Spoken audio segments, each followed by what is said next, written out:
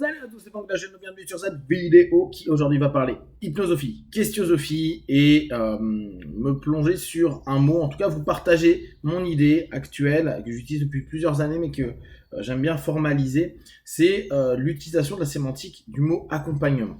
Depuis donc plusieurs années, moi j'ai de la chance de pouvoir accompagner beaucoup de partenaires dans plein d'objectifs différents et d'orientations différentes.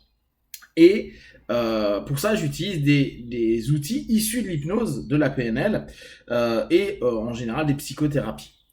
Avec le temps, je me suis rendu compte que le mot hypnose m'emmerdait, me dérangeait, me mettait dans une situation où, au fur et à mesure, ma pratique ne répondait pas à l'attente que le mot pouvait poser pour des partenaires. Se dire, bah ouais, moi je vais faire une séance d'hypnose, donc j'ai vu Mesmer, ou je suis déjà allé voir un hypnothérapeute qui bosse comme ça, et se dire, je vais encore repasser dans mon pré-talk un temps fou pour expliquer que je travaille pas comme ceci ou comme cela, ou plutôt que je travaille de telle manière, et après lever toutes les objections, les croyances, etc. Depuis pas mal d'années, ça me saoule. Donc, il y a, je sais pas, 5-6 ans, quoi, dans ces eaux-là, j'avais mis en place Hypnosophie pour dire, voilà, ça part de l'hypnose, et puis on va, en gros, quoi, on part de la transe, parce que l'hypnose, je m'en fous un petit peu en tant que telle, en tout cas la discipline, comme on pourrait la définir. Et après, bah, c'est un travail qui va mêler plusieurs orientations d'accompagnement psycho. Et de là, donc, moi, j'ai commencé à créer mon cadre.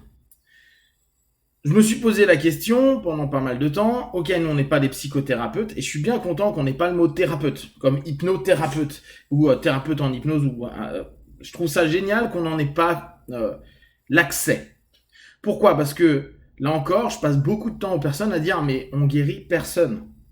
On accompagne, on aide, on soutient, parfois on oriente, et les personnes, par leur cheminement, vont trouver des clés, des réponses, vont travailler avec des ressources qu'ils ont à l'intérieur d'eux, vont changer des mindsets, des façons de fonctionner, des patterns, etc., qui peut avoir une conséquence positive, qu'elle soit physique, psychique ou émotionnelle.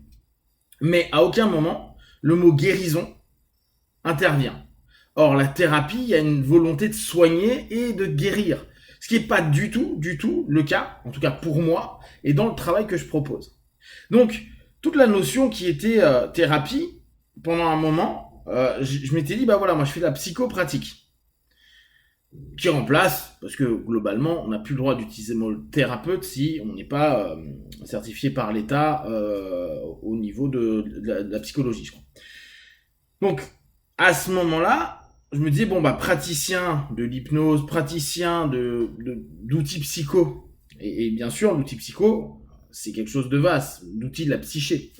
Et se dire à un moment donné, bon, bah voilà, cette notion psychopratique, c'est sympa comme mot, mais sincèrement, personne n'y capte rien.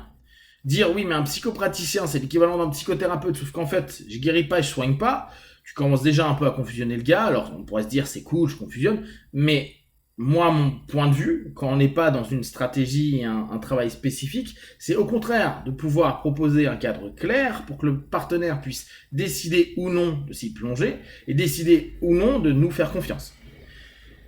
Alors, à mesure que je travaillais, que je parlais de mon travail passion à tout le monde, je me rends compte que, bon, alors, fais chier, je fais pas vraiment de l'hypnose. En tout cas, pas dans la notion commune de ce mot-là. Même si pour moi, je fais complètement de l'hypnose. Mais vu que j'ai revu aussi bien les définitions, les perceptions par rapport à ma méthode très empirique, bah, il y a des choses, non, ça je le fais pas, ça j'en ai rien à battre, etc., etc. Et au fur et à mesure, bah, c'est de plus en plus marqué et marquant. Non, je fais pas de la PNL. Non, je fais pas de l'analyse transactionnelle. Non, je fais pas d'énéagramme. Non, je fais pas telle ou telle chose. Je fais une pratique qui mixe des choses qui me semblent super intéressantes que j'ai vues dans mes séminaires, que j'ai pu expérimenter, que j'ai pu modifier, etc. Et ça me sert à quoi ? Donc déjà, il fallait trouver un nom à ça. Bon, ça, c'est assez simple, hein. On est tous capables. Et je vous invite clairement à créer des noms pour ce que vous êtes en train de faire. Même si au départ, ça parle pas trop, c'est à vous après de vendre, de mettre en avant ce que vous êtes en train de faire.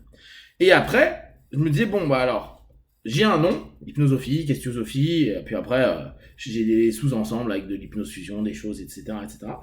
Et tout ça, c'est quoi l'objectif? C'est quoi le but?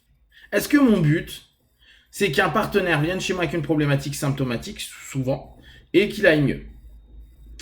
Et autant il y a des années, c'était ça. Je me disais, je suis dans une démarche solutionniste. Je donne donc une solution pour que la personne ne souffre plus, ne soit plus gênée, etc.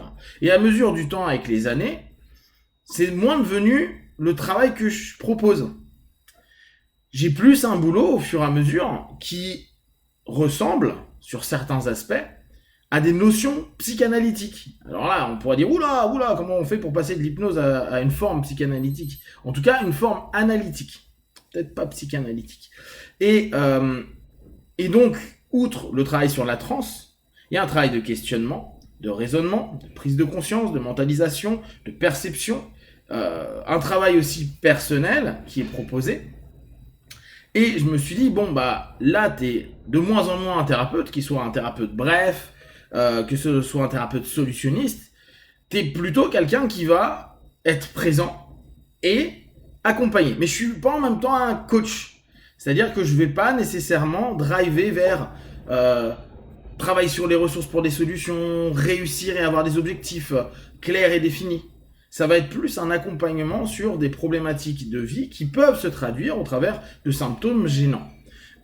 Et donc derrière, bien sûr, je m'écarte complètement de tout ce qui est thérapie brève, en X séances. Comme je l'avais dit, et ça il y a encore des années, j'avais mis en place le mot thérapie durable, que je devrais maintenant appeler accompagnement durable.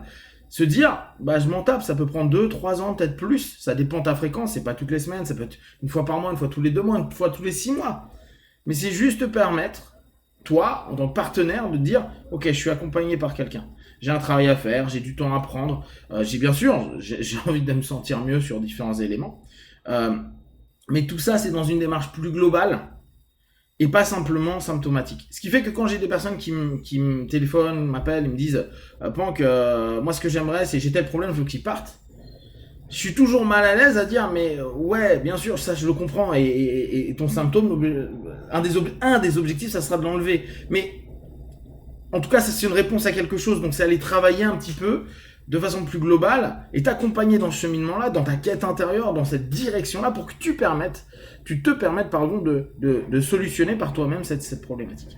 Ce qui fait que maintenant, ce que moi j'invite beaucoup mes apprenants et autres, et là c'est ce que je fais avec cette vidéo, je propose beaucoup cette sémantique-là, en tout cas à vous poser peut-être un peu dessus et vous dire qu'est-ce que je suis en train de faire. Est-ce que je suis en train de chercher à soigner, guérir? Dans ce cas-là, la notion thérapeute, même si on n'a pas le droit de l'utiliser, mais dans ce cas, notre équivalent, notre synonyme actuel, praticien, psychopraticien, hypnopraticien, etc., peut être bon.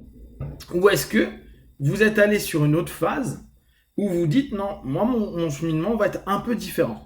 Et clairement définir ce qu'est votre cheminement.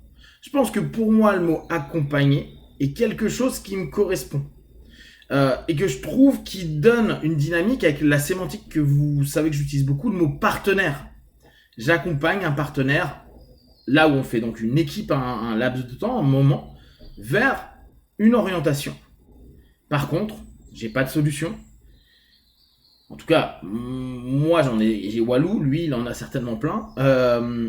Et c'est juste avec un système technique, un système de questionnement, un système d'exploitation des trans, un système de recadrage, etc., que à ce moment-là, dans son accompagnement, il pourra trouver ce qui lui convient, et ce qui est juste, ce qui est bon pour lui. Et bien sûr, cette notion-là, comme toute thérapie ou cheminement, ne correspond pas à tout le monde, parce que je comprends très bien qu'il y a des gens qui disent non mais moi je veux qu'en 25 minutes j'arrête de fumer, j'arrête d'avoir ce toc, je veux être reprogrammé, resignalisé, etc.